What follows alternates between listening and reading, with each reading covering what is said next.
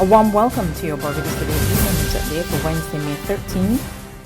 Our top story: the University of the West Indies will slash its expenditure to stay afloat as it faces economic fallout from the COVID-19 pandemic. Word of this from Vice-Chancellor of the University of the West Indies, Professor Sir Hilary Beckles. Speaking at the start of the annual University Council meeting this morning, Sir Hilary said the region is facing unprecedented challenges. Faced as we are with the most severe public health crisis in recent decades, the result of the global and regional impact of the COVID-19 virus. It is indeed a global threat. It has severely impacted in the most profound and negative ways our Caribbean reality. It has destroyed lives. It is destroying our way of life. It is undermining our economy, but we are prepared and resolved to rebound from this catastrophe to make our institution and our region much stronger. Beckles said if the university and the region are to survive the impact of COVID-19, countries must unite and adopt one approach. He says the university is prepared to make necessary changes and provide all needed support. Our university is absolutely certain that it is only the close, intensive care management approach that will get us through this difficulty, that will work hand in glove with all of our governments who provide these very scarce and diminishing resources, to work together as a team, quarter by quarter, until we are able to put our economies back on track and keep our university flying high. It will require the strategic ongoing management of cash flow within the university.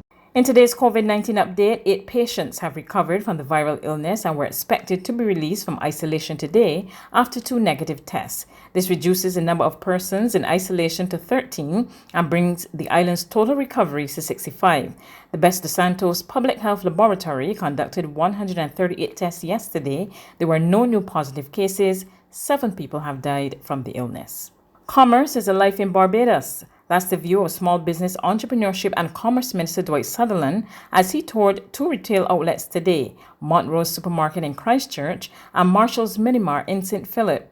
He was pleased that both businesses were family-owned and praised their contribution to the island's economic activity. I often preach about intergenerational wealth, and we're seeing it here, how small businesses not only have they catered to employment within communities, but during the crisis, both supermarkets were able to employ staff, but they kept customers and consumers within the confines of their villages, the confines of their homes. So instead of traveling to Bridgetown to shop to the bigger retailers, the government took the conscious decision that these mini-marts and small supermarkets and village shops must be open to cater to the public. And it helps stem the flow of the pandemic, the spread, of the pandemic. And we're doing pretty well from our statistics, and we want to compliment the mini-marts and the village shops for playing their role as we sought to not only to provide food for the average household, but to make sure that the spread of the virus was not rampant through Barbados, and they played their role. Fisherfolk in Barbados donated 1,000 plus pounds of fish to help feed the needy.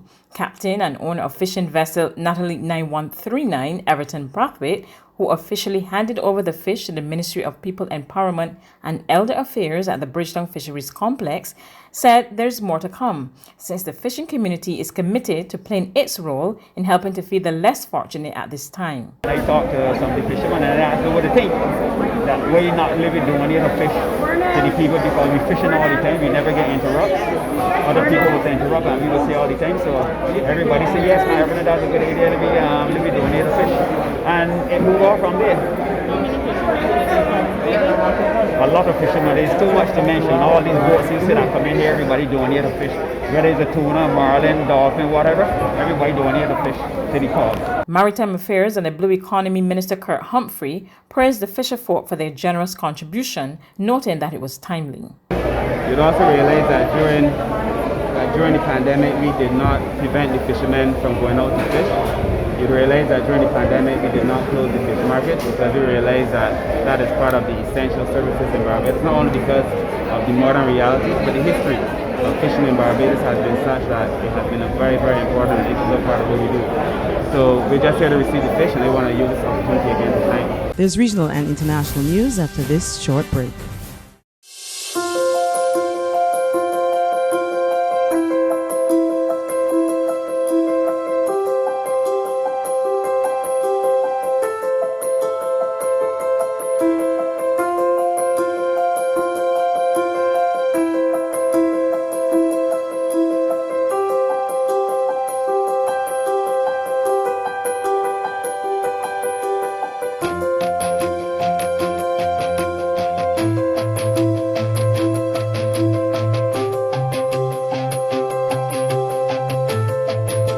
Barbados Today, news you can trust. To regional news now, the head of the Organization of American States mission that observed Guyana's general and regional elections, Bruce Golden, today strongly suggested that the poll was being rigged at the declaration of results by the Elections Commission. Speaking during a discussion at the OAS Permanent Council, he cited the results that were declared by Region 4 Returning Officer Claremont Mingo. I have never seen a more transparent effort to alter the results of an election. More than a dozen copies of the statement of poll are prepared at each polling station after the ballots are counted on election night. One copy is posted on the wall outside of the polling station, and each party representative, and there were 9 in all, each party representative is entitled to receive a copy. You know, it takes an extraordinarily courageous mind to present fictitious numbers when such a sturdy paper trail exists. And this is being illustrated now as the recount proceeds. I want to give you some examples. In ballot box 4062, the statement of poll had indicated 182 votes for APNU and 43 votes for PPP Civic. The returning officer reported those results as 292 votes for APNU and 33 votes for PPP. When that box was recounted, the numbers were 182 for APNU and 43 for PPP, the exact figures that appeared on the statement of poll. On the international front, the World Health Organization today warned that the coronavirus that causes COVID-19 could be here to stay. Speaking at a press briefing, the WHO's emergencies expert Mike Ryan also warned against any attempt to predict how long the virus will keep circulating, as he called for a massive effort to contain its spread. There is some magical thinking going on that lockdowns work perfectly and that unlocking lockdowns will go great. Both are fraught with dangers. Just putting in place swinging lockdowns can do as much harm as good if it's not done, as Maria said, carefully. This virus may become just another endemic virus in our communities, and this virus may never go away. HIV has not gone away, but we've come to terms with the virus, and we have found the therapies and we've found the prevention methods, and people don't feel as scared as they did before, and we're offering life to people with HIV, long, healthy lives to people with HIV. And I'm not comparing the two diseases, but I think it is important that we're realistic, and I don't think anyone can predict when or if this disease will disappear. We do have one great hope. If we do find a highly effective vaccine that we can distribute to everyone who needs it in the world, we may have a shot at eliminating this virus. That's news, but for the very latest, visit our website at www.barbadostoday.bb. You can also subscribe to our e-paper, email updates, or like us on Facebook, and sign up for our breaking news alerts via WhatsApp. We're also on Izumi Media and bus terminals, as well as screenplay at supermarkets and gas stations near you.